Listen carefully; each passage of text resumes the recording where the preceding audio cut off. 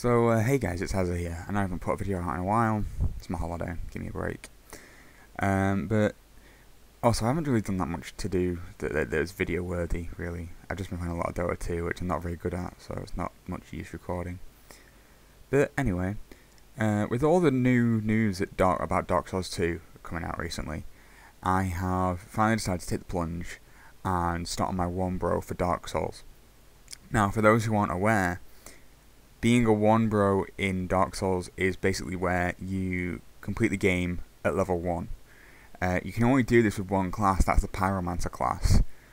While classes don't have a lot of effect when you're planning to level up, when you don't level up, starting classes are really important. I mean, I'm limited to what weapons I can wield. I'm limited to how much magic I can attune.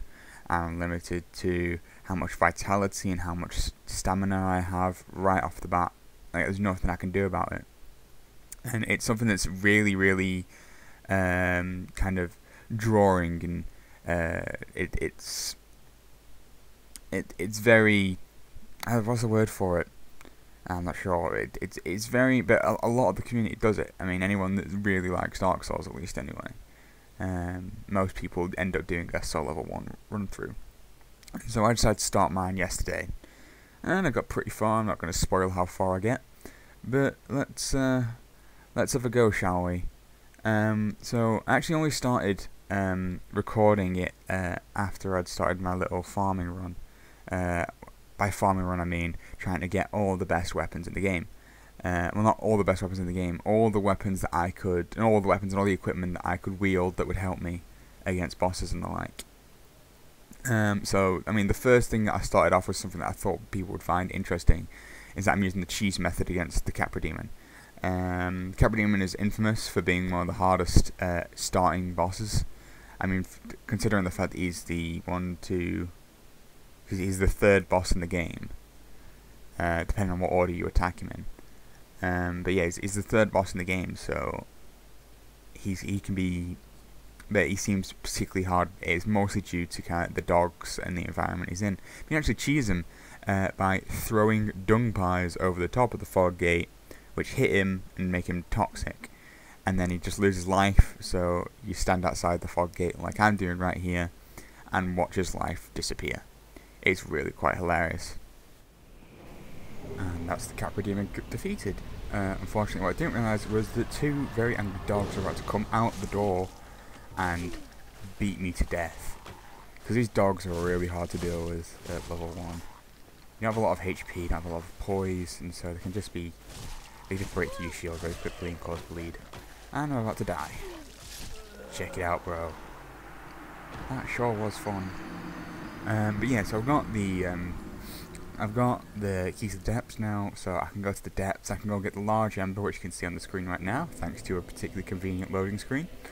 But yeah, I'm gonna go find some more junk, and I will come back to you when it's time to face off against the Gargoyles. So I would say that the Gargoyles are the first really challenging fight for a new player. Considering that towards the end of the boss fight ends up being a fight with 2 enemies rather than 1, unlike the previous boss fights, depending on which order you've done them in. Because Taurus isn't really that difficult when it comes down to it. Sorry about that. But as you can see here, I'm slowly lowering my health to activate the red tearstone ring. Now the red tearstone ring has a specific property where if you get to a low enough health, your attack is significantly boosted. And by significantly boosted, I mean almost doubled. This is obviously counteracted by the fact that you may possibly, most enemies in the game can one-shot you, so that's a very decent kind of counteract to it. But as you can see, I retrieved and called bullshit, because it's just my go-to word for when I die. But yeah, I mean, this is called hyper mode among most of the Dark Souls community. It can also be used alongside the blue tearstone ring, which boosts your defense when you're at low health. I'd really rather not lose that 10 humanity. And that's me mumbling that I'd rather not lose the 10 humanity. But yeah, this goes on for a while, so I'm just going to kind of show you a little bit of a montage. Bullshit! Yes, that wasn't much of a montage, was it? Well, I think it's all the montage you need. But anyway, I thought I'd give some advice on the fight as well. Now, for the first gargoyle, you want to try and go for his tail whenever possible. You should be able to block all his attacks, depending if you've got a decent shield.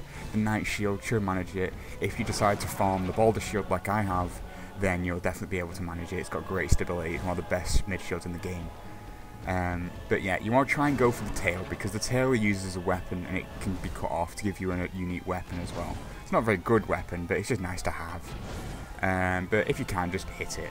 I have a quite upgraded and reinforced club right now, so I'm doing quite a lot of damage combined with my red tearstone ring.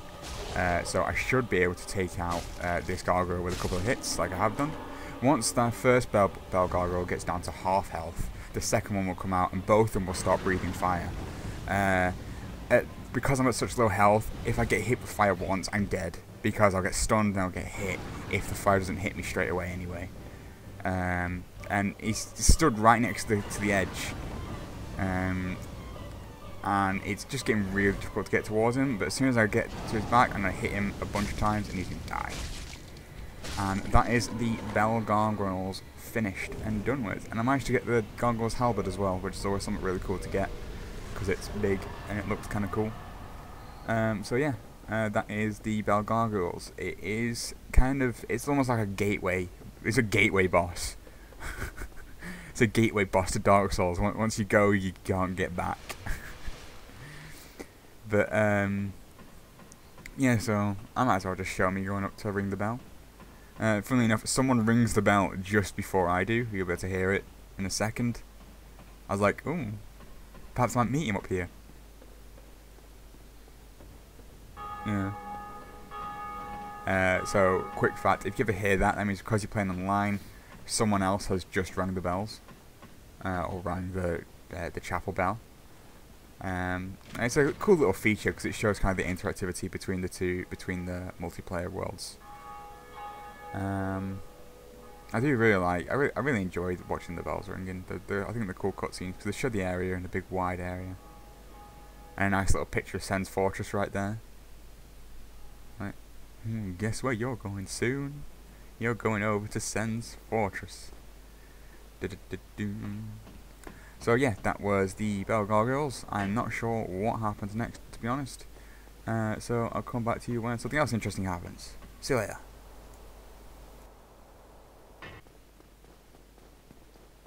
So this is actually something quite interesting. I came across a Vagrant today in the Undead Parish.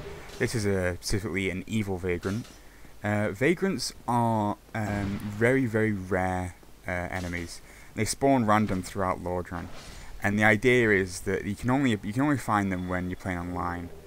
And what happens is that someone else who's playing a game dies and doesn't collect their bloodstain.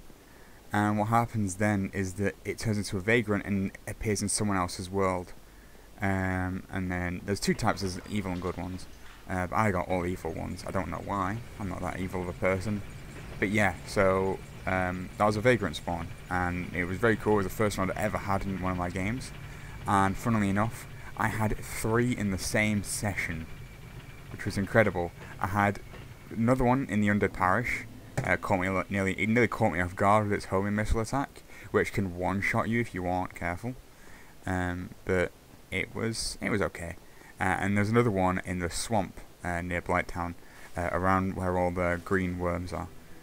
So yeah, it was cool. So I'm about to go talk to Laurentius because I want to buy some pyromancies, I believe, and upgrade my flame. Yeah. So yeah, that was something cool that I want to show you. I'll talk to you again in a second. So I actually panicked and started recording again straight away. I was in Blighttown, I was just doing the farming run from the green worms, and I found this second Vagrant, which was quite funny to see. This one's actually stronger than the last one, I believe anyway. I think it's stronger. I remember just because I'm using the fire axe, which isn't very good right now. and the reinforced club was better, so I might not have noticed. But I'm just doing the farm run. I came across it. I thought it was something cool to see. So yeah, that was another Vagrant, and I will get back to my farming run.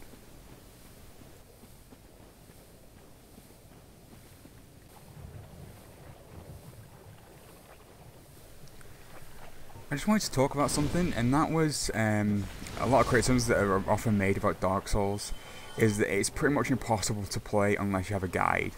And an example that's brought up quite a lot is Ash Lake. Ash Lake is a hidden area, and it's found next to Blighttown, and it's very, very difficult to find.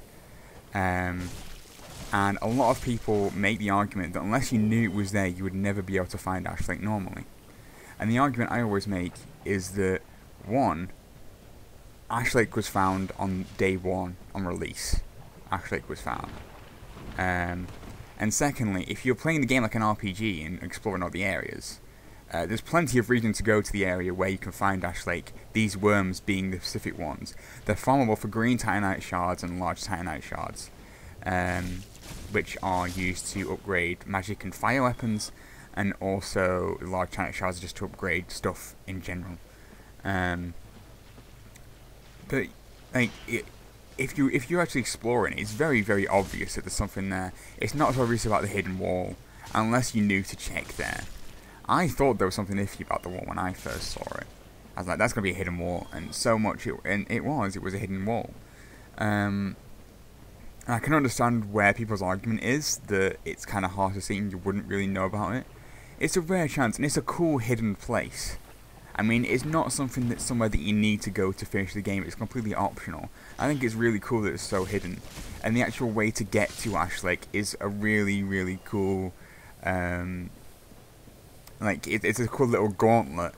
If anyone doesn't know, to get to Ash Lake, you have to go through the Great Hollow. The Great Hollow is basically the inside of a tree. And you have to navigate through it. It's filled with deadly falls and basilisks, which can curse you. So it's really, I find it anyway, a lot of fun. It's just like just as a gauntlet. But yeah, so also this is the farm run. You really should do this run. It's really good. It's good to get some materials that otherwise you'd have to buy. A lot of people resort to buying large titanite shards from the crestfallen soldier in Sens. But if you have a high humanity, the drop rate on large titanite shards for this run is really quite high. So I would definitely recommend it over buying them from the crestfallen merchant at Sens Fortress. So yeah, that was my little rant regarding guides. So talk to you guys later.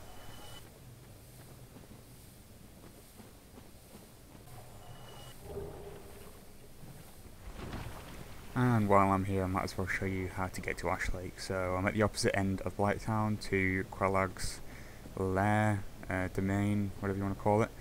You run up this tree route, go inside the tree, and there's a plank shield there. There's a hidden wall. There's a chest here, which you open. I'm checking it's not a mimic, but I know that it's not. And it says some humanities. And there's another hidden wall behind it. Yeah, see, that's why people argue that it's so hard to find. You'd never know that was a hidden wall unless you really knew. But, I don't know. And yeah, so there's a bonfire at the end of here, which is good to rest at. So you can actually go and do the farming run backwards if you like. It saves a lot of time. And this is the Great Hollow. I'm not going to go through it, I'm just going to rest here. And then I'm going to turn back and head towards it because I want to go and kill Quelaag. So, yeah. That's how you find Ash Lake.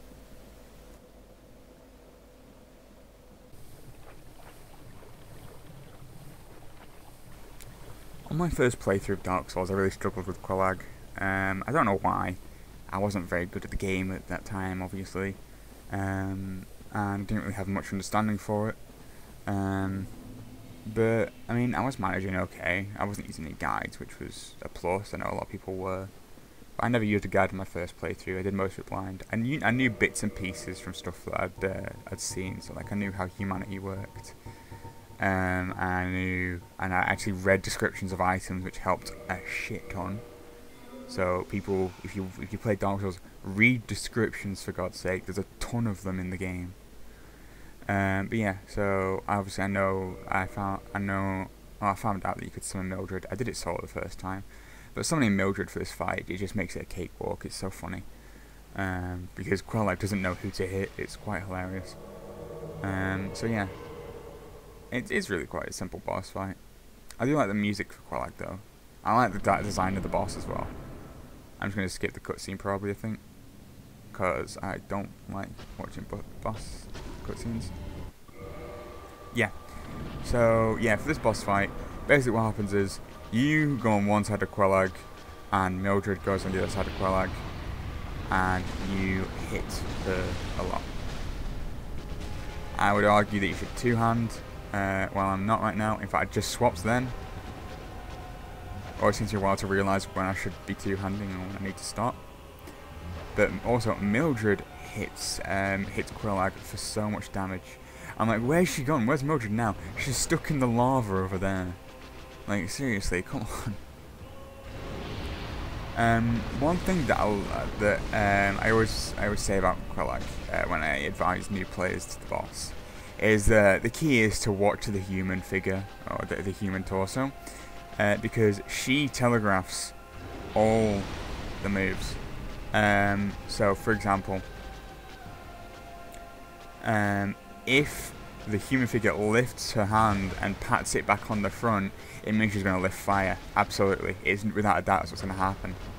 It's pretty obvious she's about to swing a sword because that happens. It's quite easy to dodge. It's not too hard. I only die here. I don't know why I rolled backwards. I should have rolled to the side. But I don't want to get the timing wrong. Also, I don't think she does it here. It's kind of rare that she does do it. I love this. It's hilarious.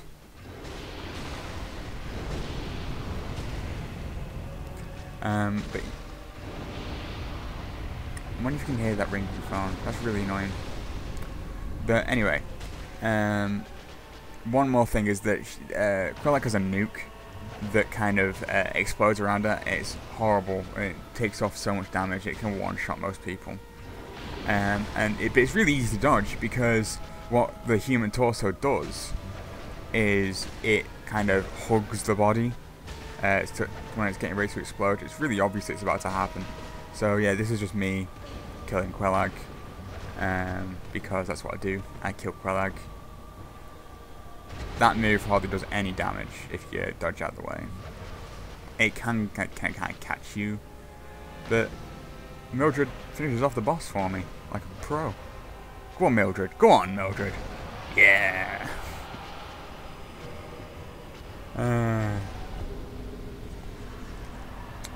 Joy.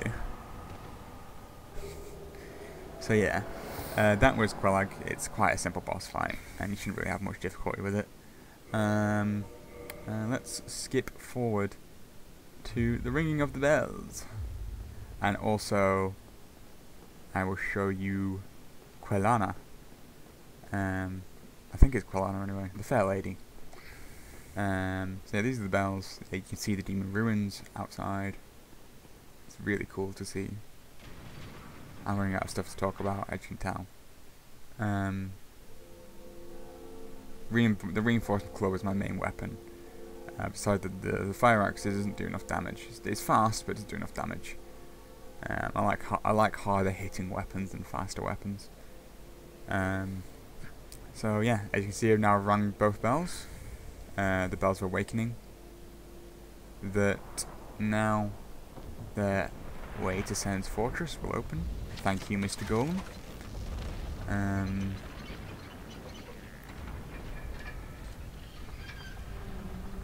And that will open the way into Sen's fortress or Sen's funhouse, whichever one you prefer.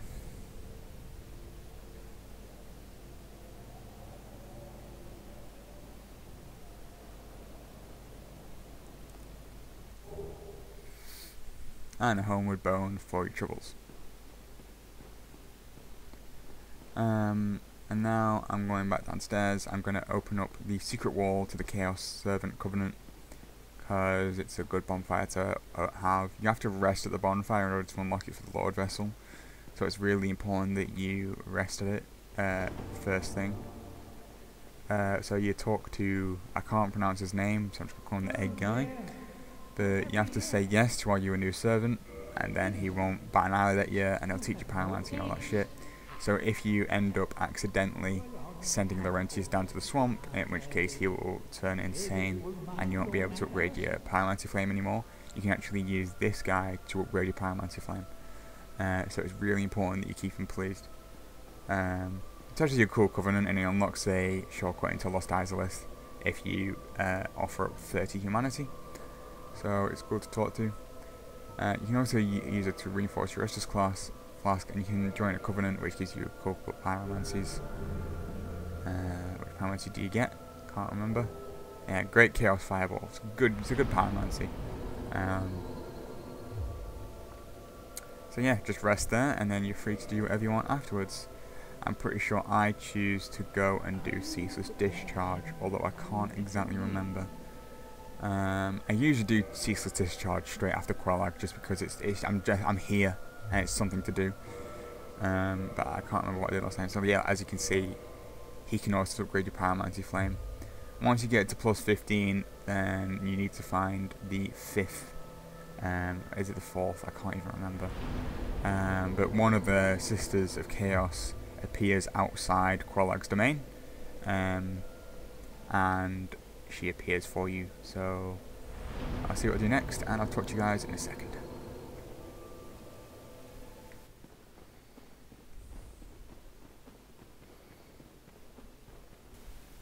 So I do decide to actually go ahead and do Ceaseless Discharge, as I thought I would have done.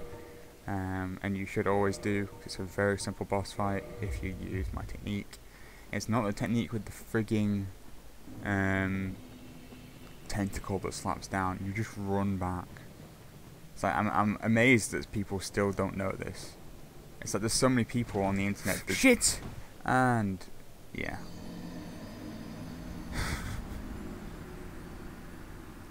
That was funny. As I was saying, there's so many people that don't know the technique, and it just makes the boss fight a cakewalk. So a little bit of lore for anyone who doesn't know. Ceaseless Discharge is the brother of Izalith, basically. He's the brother to the Sisters of Chaos. And he was hideously deformed by the chaos that was released by the mother. I can't remember what her name was. But Bed of Chaos, basically. She tried to recreate the first flame, ended up unleashing chaos and deformed all her family, including the brother, who I think got the worst job out of the lot.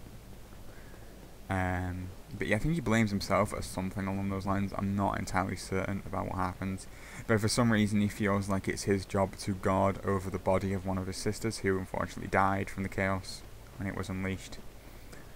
So look at that face. It's like the face of only a mother could love. But yeah, so you go over here, steal the armor. This is very good armor, by the way. Got great resistances. I use it a lot on some of my characters.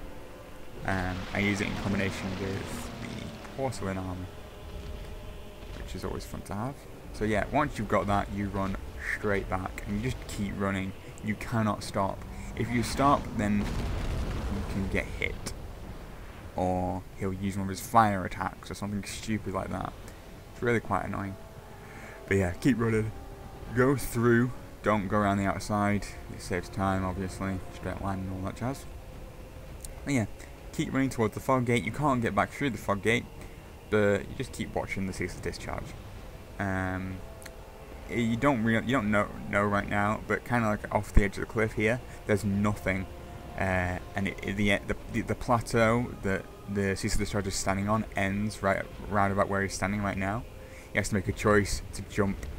So he jumps, he hangs on with one arm, and just hit the arm a couple of times. You can even do it with like your fist or something. It only takes like 6 hits, and he loses all his health and falls down the hole.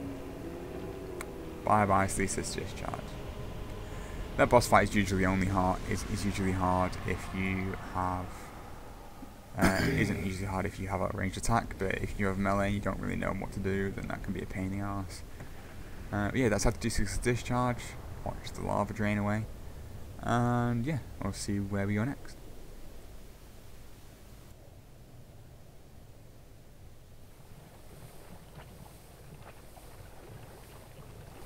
So I was actually on my way out of Quelaag's domain, and I used the egg guide to get my pyromancy flame up to plus 15, which meant I could have sent it to a ascended pyromancy, which meant that Quelana would have appeared, and she has. So this is where Quelana is. She's right outside Quelaag's domain. She actually has an aura which basically gives you non-detection. So yeah.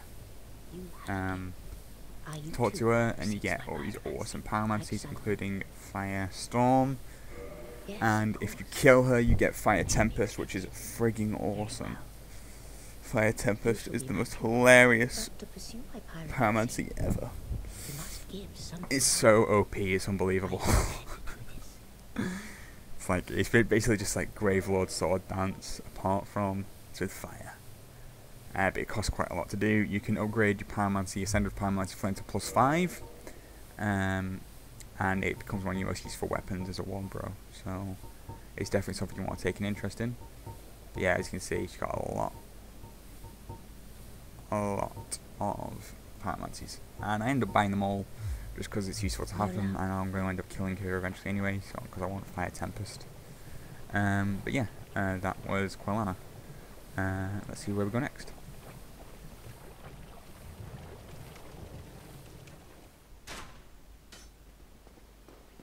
There's another one. Yeah, so basically another one. Basically what happened was I was running from Firelink Shrine through Undead Parish towards the blacksmith bonfire, and I heard some kind of things come out from the missiles go off, and basically I found another one of these. I must have found a really good connection to the servers or something, but this was the third one in the same session, like I said before. It's really odd for some reason. So yeah, that was the last one. I think I'm going to limit this video to being around about 30 minutes long, because I don't want to overdo it. Just because, I mean, in my opinion, Dark Souls videos should be long, because there's a lot of stuff, and there's a lot of kind of stuff that a lot of people aren't interested in watching, so you should fill it with good content, make it long, make it interesting. Because I get really annoyed when someone doesn't give me a lot of decent content. So yeah, for me, I'm just about to head to Sens, literally just right now. I think I'm going to upgrade my stuff a bit more first, but that's it. So yeah, I'll talk to you guys later. I'm probably going to encode this and then make the next video. So thank you guys for watching, and I'll see you later. Bye.